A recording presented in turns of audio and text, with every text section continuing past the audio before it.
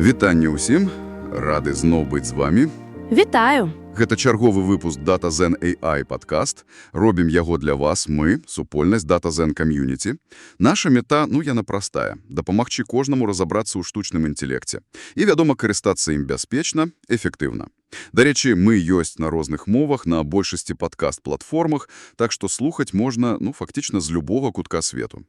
Сёння у нас тема, якая, вельмі актуальная. Як абараніць свае канфідэнцыйныя даныя, калі працуеш з генератыўным ШАІ? З тым же ChatGPT, Copilot, Gemini. Так, тэма сапраўды важная. Гэтыя інструменты ж неверагодна карысныя, так? Але вось што адбываецца, калі яны, скажем так, сутыкаюцца з канфідэнцыйнай інфармацыяй? Сёння мы якраз і паглядзім, якія ёсць рызыкі, як гэтыя даныя могуць, ці то захоўвацца, ці то выкарыстоўвацца, і галоўнае, што рабіць, каб інфармацыю захаваць у бяспецы. Мы тут прааналізавалі некаторыя матэрыялы, палітыкі кампаній, даследаванні. Так, дакладна. Паспрабуем адказаць на пытанне, якія, я думаю, хвалююць многіх нашых слухачоў. Напрыклад, а што ўвогуле лічыцца канфідэнцыйнымі данымі, вось у гэтым кантэксце ШАІ? Як так атрымліваецца, што праз звычайны запыт ці загружаны файл можна незнарокам, зліць нешта сакрэтнае? Якія ёсць бяспечныя спосабы выкарыстання ШАІ на працы? Асабліва для тых, хто, працуе в IT, распрацоўшчыкаў, менеджераў, аналітыкаў. Так. Як буйныя кампаніі спрабуюць гэта кантраляваць, з дапамогай Azure OpenAI, AWS Bedrock, Google Cloud AI? Вось гэта цікава. І вядома, куды ж без рэальных прыкладаў. Паглядзім на уцечкі і ўрокі, якія з іх можна вынесці. Гэта асабліва важна для тых, хто працуе, в карпаратыўным асяроддзі з кліенцкімі данымі. Там жа бяспека, і гэта проста нумар адзін. Добра, давайте пачынаць разбірацца. Вось ШАІ ўжо, здаецца, паўсюль. Статыстыка, якую мы бачылі, кажа, што больш за 77% кампаній уже неяк яго выкарыстоўваюць. Ці хаця б эксперыментуюць. Але вось іншая лічба, якая, шчыра кажучы, насцярожвае. Амаль 97% тых, хто актыўна выкарыстоўвае генератыўны ШАІ, ужо сутыкаліся з нейкімі праблемамі бяспекі. Уяўляеце? Ого, 97% гэта вельмі шмат. Яшчэ адзін момент. Кажуць, што ледзь не кожны 10-ы запыт супрацоўнікаў да публічных ШАІ утрымлівае нейкія канфідэнцыйныя даныя. Вось. І тут, мне здаецца, трэба разумець такую фундаментальную рэч. Пра гэта пішуць ва ўсіх тэхнічных дакументацыях.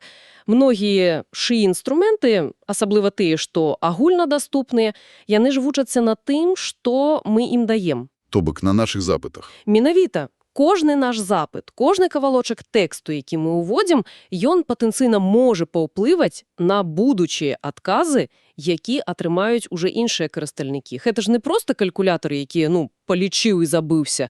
Тут нашы даныя могуць застацца ў сістэме і нават выкарыстоўвацца для навучання, калі мы самі гэта не забаронім у наладах. Зразумела.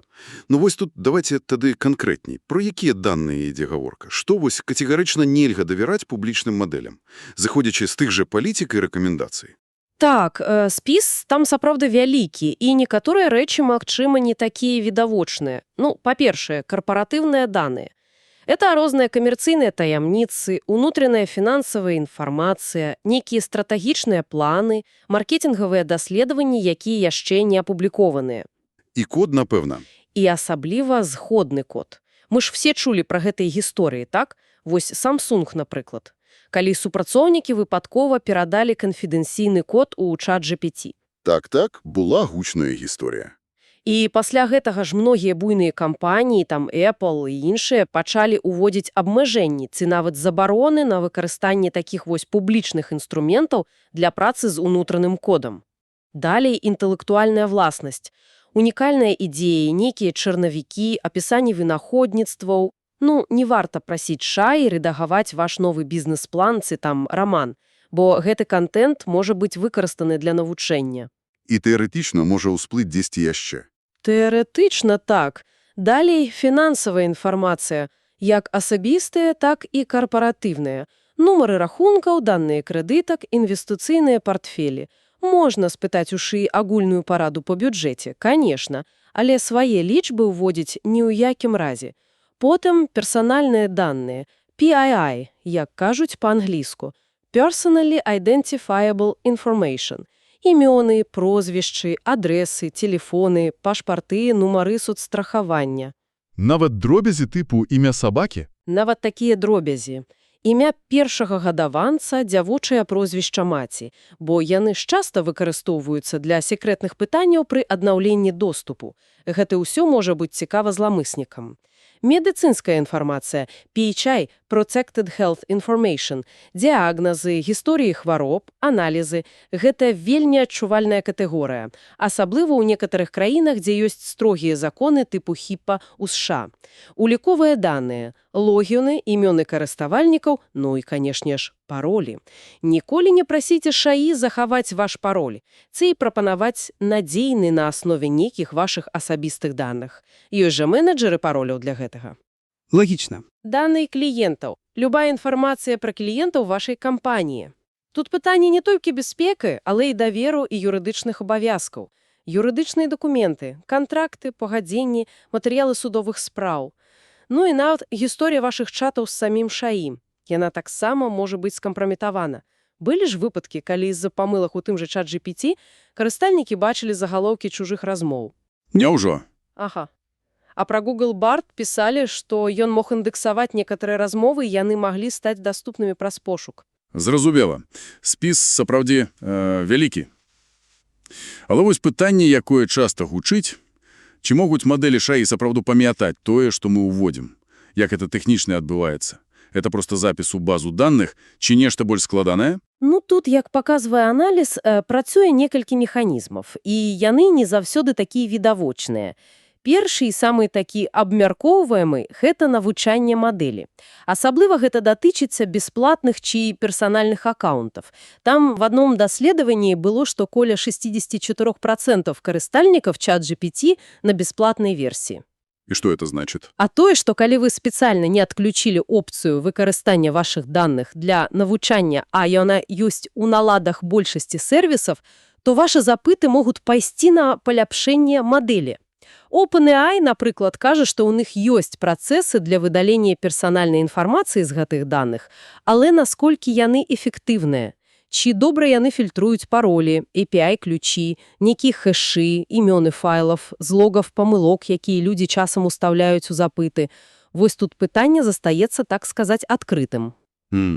Значыць, нават калі яны спрабуюць чысціць, гарантыі няма. Гарантіі 100% няма. Другі механізм – гэта захаванне гісторыі і логаў. Платформы захавоўваюць гісторыю чатаў, унутраныя логі, афіцыйна для паляпшэння сервісу, для аналітыкі, адладкі, ну і бяспекі. Але тут ёсць важны нюанс. Нядаўна вось стала вядома пра судовае рашэнне ў ЗША. Яно, пачынаючы з чэрвеня 2025 года, можа абавязаць OpenAI захавоўваць кантэнт спажывецкіх версій ChatGPT. Гэта Free, Plus, Pro, Team і стандартнага API, без спецыяльнага пагаднення ZDR. Што за ZDR? Zero Data Retention, то бок нулявое захаванне даных. Так вось, без гэтага ZDR яны, магчыма, будуць абавязаны захавоўваць гэты кантэнт на невызначаны тэрмін, нават калі вы самі выдаліце чат са свайго інтэрфейсу.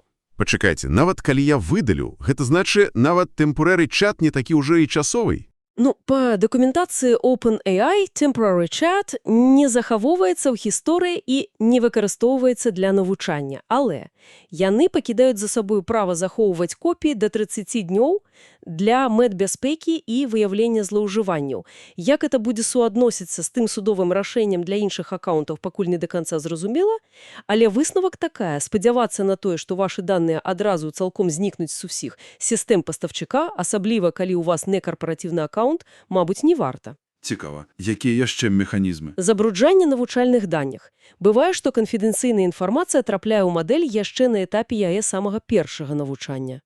Калі выкарыстоўваліся велязарныя масівы даных, сабраныя з інтэрнэту, ну, тым жа вэб-скрэпінгам, і калі гэтыя даныя былі дрэнна вычышчаны. Памылкі канфігурацыі доступу. Вось тут прыклад з Microsoft вельмі паказальны.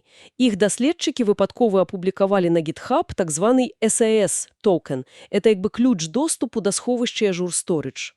І што не так з токенам? А тое, што ён меў занадта шмат правоў, у тым ліку права на поўнае выдаленне даных. У выніку каля 38 тэрабайтаў патэнцыйна канфідэнцыйных даных Рэзервовыя копіі працоўных станцый з паролямі, ключамі, нават 30 тысячаў унутраных павядомленняў з Teams апынуліся пад пагрозай. Гэта паказвае, што нават ва ўнутраных сістэмах рызыкі ёсць. Кошмар. 38 терабайт. Менавіта. Далей ценявы ШИ – Shadow AI. Гэта вялікая праблема, пра якую кажуць многія справаздачы па бяспецы. Супрацоўнікі часта выкарыстоўваюць інструменты, якія ІТ-аддзел не ўхвалываў. Нейкія бясплатныя сайты, пашырэнні для браўзера, агрэгатары. І чым яны небяспечныя? Тым, што ў іх можа быць слабая абарона і вельмі непразрыстай паліткі прыватнасці. Напрыклад, быў узлом агрэгатара OmniGPT. І ў выніку уцеклі 34 мільёны запісаў чатаў з уліковымі данымі, API-ключамі, нават загружанымі файламі, дзе была фінансавая інфармацыя. А кампаніі часта нават не ведаюць, што іх супрацоўнікі такім карыстаюцца. Геаграфічныя рызыкі хостингу. Некаторыя папулярныя платформы, напрыклад, кітайскі DeepSeek ці ERNIE-бот, яны ж размешчаны ў Кітаі, а там заканадаўства можа патрабаваць ад кампаній даваць доступ да даных карыстаўнікаў дзяржаўным органам. Ага. І гэта праблема для захадных кампаній. Так. Гэта не толькі рызыка бяспекі, але і праблема адпаведнасці GDPR, HIPAA і іншым нормам. Напрыклад, у палітыцы прыватнасці DeepSeek прома напісана, што чаты і дакументы захавоўваюцца на кітайскіх серверах невызначаны час. Атакі праз промпты – гэта prompt injection ці jailbreaking. Калі зламыснікі фармулююць такія хітрыя запыты, каб прымусіць мадэль абайсці яе ж правілы бяспекі і выдаць канфідэнцыйную інфармацыю, да якой яна не павінна мець доступу, або выконваць небяспечныя каманды. Як бы узламаць мадэль праз размову. Кшталту таго. І апошняе – уразлівасці інтэграцыі і плагінаў. Калі ШАІ інтэгруецца з іншымі сістэмамі CRM, сховішчам дакументаў праз API, гэтыя злучэнні могуць стаць дадатковай кропкай для ўцежкі. І плагіны ад трэціх бакоў таксама дадаюць сваіх рызыкаў. Зразумела, атрымліваецца, што небяспека не толькі ў тым, што мы самі ввозім, але ў тым, як сістэма настроена, дзе яна знаходзіцца, з чым яна звязана, і нават як яе можна, абхітрыць. Комплексна. Няўжо тады адзіны выхад – гэта проста забараніць ШИ на працы? Ці ўсё ж ёсць нейкія практычныя крокі? Як кампаніі спрабуюць прадухіліць уцечкі? Ці бяспечна наогул выкарыстоўваць ШИ для апрацоўкі даных кліентаў? І што вось канкрэтна могуць зрабіць распрацоўшчыкі, PM-ы? Наконт поўнай забароны, практыка і многія карпаратыўныя гайдлайны паказваюць, што гэта дрэнны шлях, контрпрадуктыўны. Чаму? Бо гэта проста падшталхоўвае людзей да выкарыстання таго самага ценявога ШИ на асабістых тэлефонах, праз нейкія незразумелыя сайты, там, дзе кантролю ўжо зусім ніякага няма. Таму патрэбен разумны падход. То бок выразныя правілы плюс тэхнічныя сродкі кантролю. Давайте пачнем з таго, што можа зрабіць кожны з нас. Распрацоўшчык, аналітык, менеджер. Першае і галоўнае – усвядомленасць. Заўсёды думаць, што ты ўводзіш. Простае правіла. Ставцеся да чат-бота, як да незнаёмца ў кавярні, а не як да асабістага псіхолага ці сакратара. І пазбегайце ўсяго з таго спісу канфідэнцыйных даных, які мы абмяркоўвалі. Гучыць проста, але на практыцы, мабуць, не заўсёды атрымліваецца. Згоднае. Другае. Налады прыватнасці. Актыўна імі карыстайцеся. Амаль усе сервісы дазваляюць адключіць выкарыстанне вашых даных для навучання. У ChatGPT, напрыклад, гэта ў Settings Data Controls. Гэта трэба зрабіць, нават калі ёсць нюансы з захаваннем даных паводле закона. Трэцяе. Гісторыя чатаў. Регулярна яе чысціце. Так, мы ўжо казалі, што гэта можа не гарантаваць поўнага выдалення з бэкапаў паставшчыка для некаторых акаунтаў, але гэта як мінімум добрая гігіена, памяншае бачнасць даных у вашым акаунце. Можна выкарыстоўваць temporary chat, калі ёсць такая опцыя, але памятаць пра яе абмежэнні. Чацвёртае. Бяспека акаунта. Надзейны унікальны пароль для кожнага ШИ-сервісу. Стандартныя рэкамендацыі. Доўгі, складны. І абавязкова шматфакторная аўтэнтыфікацыя, MFA, калі яна ёсць. Гэта калі акрамя пароля яшчэ код з SMS ці праграмы трэба ўвесці. Так, MFA – гэта важна ўсюды. Пятое – критичное мысление. Не доверяйте отказам ШИ на 100%. Часам мадэлі могуць галюцынаваць, выдумваць або выдаваць нешта, што падазрона падобнае на ўнутраную інфармацыю. Ось як у тым выпадку з Amazon, калі адказы ChatGPT былі вельмі падобныя на іх дакументы. І шостая асторожнасць з фішынгам. Будьце уважнівыя, зламыснікі ствараюць падробленыя сайты, праграмы, якія выглядаюць як папулярныя шы-інструменты, каб скрасці вашы паролі ці іншую інфармацыю. Добра, гэта парада для індывідуальных карыстальнікаў, зразумела.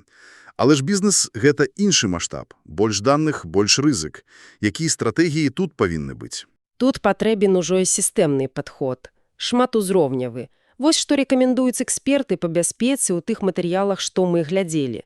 Па-першае, палітыкі і навучання. Трэба распрацаваць выразную палітыку выкарыстання ШАІ і, што вельмі важна, давесці яе да кожнага супрацоўніка.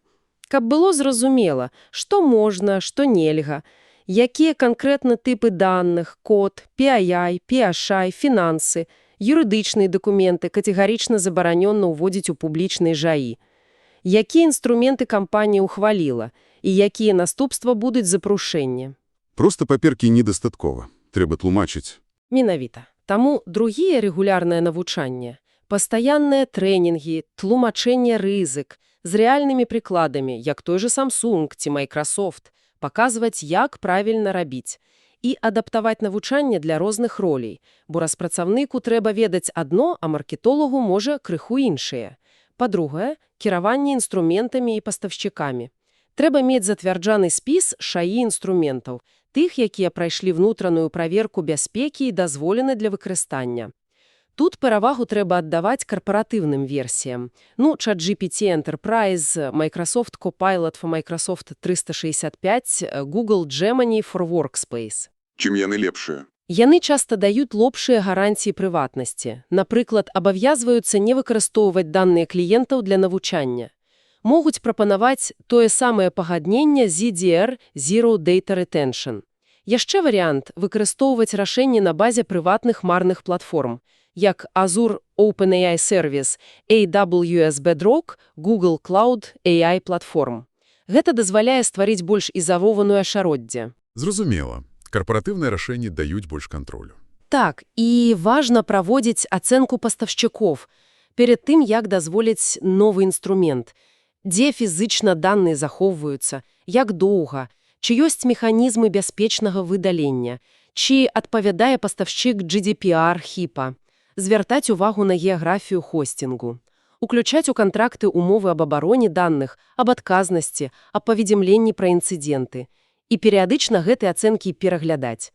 Па-трэцяе, тэхнічныя сродкі кантролю. Спачатку базавая гігіена. Трэба пераканацца, што асноўная кібербяспека ў кампаніі працуе надзейна. Абарона сеткі, сегментацыя, абарона камп'ютараў Endpoint Protection, рэгулярныя абнаўленні ПЗ. Без гэтага нікуды. Далей, DLP – Data Loss Prevention – сістэма прадухілення страты даных. Яны могуць выяўляць, маніторыць і нават блакаваць спроба адправіць канфідэнцыйную інфармацыю. PII, PHI, фінансы, IP, ушы інструменты. Як публічныя, так і ўнутраныя. Кантроль входаў-выхадаў, input-output hardening. Трэба разглядаць усе запыты да ШИ і яго адказы як патэнцыйна небяспечныя. Укаранець праверку, санітызацыю запытаў, каб прадухудзіць тыя ж ін'екцыі промптаў. Гэта могуць быць фільтры па правілах, чорныя спісы слоў, нават іншыя ШИ для выяўлення анамалій і маніторыць адказы мадэлі, ці не выдае яна чаго лішняга. То бок кантраляваць і тое, што ўходзіць, і тое, што выходзіць. Дакладна. Шыфраванне. Трэба забяспечыць надзейнае шыфраванне даных. Стандарт AES-256 ці вышэй. На ўсіх этапах. Калі даныя захавоўваюцца at rest, калі перадаюцца in-transit і па магчымасці нават падчас апрацоўкі in-use. Для вельмі адчутлівых даных ёсць прасунутыя тэхналогіі. Confidential computing – гэта бяспечныя апаратныя анклавы, ці нават гамаморфнае шыфраванне, якое дазваляе лічыць на зашыфрованых даных. Але апошняе пакуль складанае і павольнае.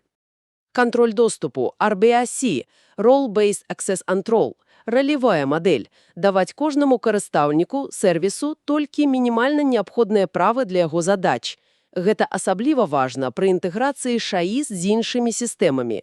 Маніторинг і тэставанне. Патрэбен бесперарыўны маніторинг актыўнасці, звязанай з ШАІ. Хто ўходзіць, што пытаецца, што загружае. Выкарыстоўваць аўтаматызацыю для выяўлення падазройнай актыўнасці.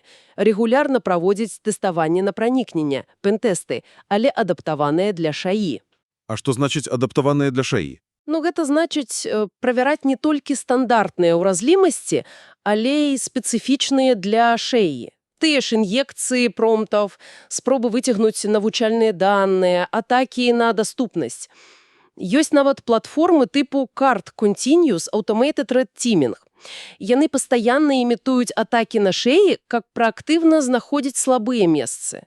І рэгулярны аўдзіт узаемадзеянню з ШАІ таксама важны. І апошні тэхнічны сродак – кантроль на ўзроўні браўзера. Ёсць рашэнні, якія могуць маніторыць і кантраляваць, што супрацоўнікі робяць на ШАІ-сайтах проста ў браўзеры і блакаваць перадачу канфідэнцыйных даных у рэальным часе. Уражае. Сапраўды шматпланавая праца атрымліваецца. І патрабуе, відаць, сур'ёзных укладанняў. Это вось вяртае да пытання пра кліенцкія даныя. З такім падходам можна ўсё ж лічыць бяспечным выкарыстанне карпаратыўных ШАІ для іх апрацоўкі. Глядзіце, калі выкарыстоўваць правільныя інструменты, тыя ж прыватныя хмарныя сервісы кшталту Azure OpenAI, AWS Bedrock з правільнымі наладамі бяспекі, з пагадненнямі аб канфідэнцыяльнасці і калі укараніць усе гэтыя меры кантролю, DLP, RBAC, шыфраванне, маніторинг, то рызыкі можна значна знізіць. Вельмі значна. Але трэба разумець, што абсалютнай 100% гарантыі бяспекі не існуе нідзе, ні ў адной сістэме. Таму рашэнне ці выкарыстоўваць ШАІ для апрацоўкі асабліва адчувальных кліенцкіх даных павінна прымацца вельмі ўзважана, з улікам усіх рызыкаў, усіх нарматыўных патрабаванняў. Добра, карпаратыўныя стратэгіі – гэта вельмі важна, зразумела. Але давайце напрыканцы вернемся да людзей. Мы згадвалі карпаратыўныя ўцешкі Samsung, Microsoft, а ці былі ў тых матэрыялах, што мы глядзелі, прыклады, якія паказваюць, што нават асабістае, здавалось бы, неасцярожнае выкарыстанне ШАІ можа мець вельмі сур'ёзныя нечаканыя наступствы? Так, быў адзін вельмі паказальны выпадак, недавні, ён трапіў у навіны. Гэта гісторыя студэнта з універсітэта штата Мізуры, у США. Што там здарылася? 19-гадовы хлопец Райан Шефер, як мяркуецца, быў на падпітку і пашкодзіў 17 машын на паркоўцы кампуса. Там біў шкло, ламаў люстэркі, дворнікі. Ой! І што ён робіць адразу пасля гэтага? Прыкладна праз 10 хвілін гэта паліцыя потым адсачыла па геалакацыі тэлефона. Ён звяртаецца да ChatGPT. Навошта? А вось, ён пачынае даволі падрядна, хоць і з памылкамі, апісваць боту, што ён нарабіў. Я разбіў кучу шкла на выпадковых машынах. Гэта быў я гэта зрабіў, а потым, відаць, у паніцы пачынае пытацца.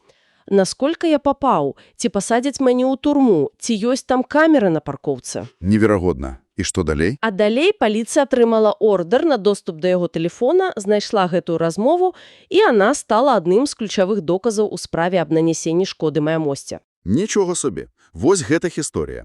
Сапраўдзе паказвае, як лёгка людзі могуць успрымаць размову з ШАІ як нешта абсалютна прыватнае, летняя як споведь, і выбалтаць самае-самае, нават калі гэта па сутнасці прызнанне ў злачынстве. Цікава, чаму так? Можа, людзі адчуваюць нейкі камфорт, звяртаючыся да машыны па параду ў такіх стрэсавых сітуацыях? Магчыма. Гэты прыклад вось якраз дэманструе гэты разрыў паміж тэхналогіяй і тым, як мы ўспрымаем яе прыватнасць. Такім чынам, падводзячы вынікі нашага сённяшняга разбору. Генератыўны ШАІ – гэта, безумоўна, магутная штука, з велізарным патэнцыялам. Але, як любы магутны інструмент, ён патрабуе вельмі асцярожнага падходу, свядомага, інфармаванага. Асобліва, калі гаворка ідзе пра любыя канфідэнцыйныя данні. Ставіцца да размовы з ім як да цалкам прыватнай і бяспечнай пазмаўшкані – гэта, проста памылка. Абсалютна згодная. Ключ тут у камбінацыі. Разуменне, як працююць сістэмы, усведамленне, якія даныя рызыкоўныя, выкарыстанне правільных інструментаў, карпаратыўных ці прыватных для адчувальных задач, і укараненне шматузроўневай абароны, як тэхнічнай, DLP, шыфраванне, кантроль доступа, маніторинг, так і арганізацыйнай палітыкі навучання. І важна разумець, што проста традыцыйных мер кібербяспекі ўжо мала. Патрэбны спецыфічныя для AI падходы. Праверка промптаў, фільтрацыя вываду, пастаяннае тэставанне. Гэта пастаянны пошук балансу. І напрыканцы, як заўсёды, думка для роздуму. Вось пра што я падумаў пасля ўсяго гэтага. Калі шай-мадзелі ўвесь час вучацца на тым, што мы ім пішам, на нашых пытаннях, тэкстах, нават на нашых памылках. Ці не атрымляецца так, што мы ўсе, свядома ці не, становімся суаўтарамі іх будучых ведаў? Цікавы погляд. І, магчыма, не толькі ведаў, але і будучых памылак, прыдузятасці, ці нават нейкіх небяспечных паводзін. Дзе вось тая мяжа паміж простым выкарыстаннем зручнага інструмента і нашым уласным, хай сабе і міжвольным унёскам у яго далейшае развіццё, якое можа быць і непрадказальным. Ці задумваемся мы пра гэта, калі просім шаі напісаць ліст ці адрэдагаваць код?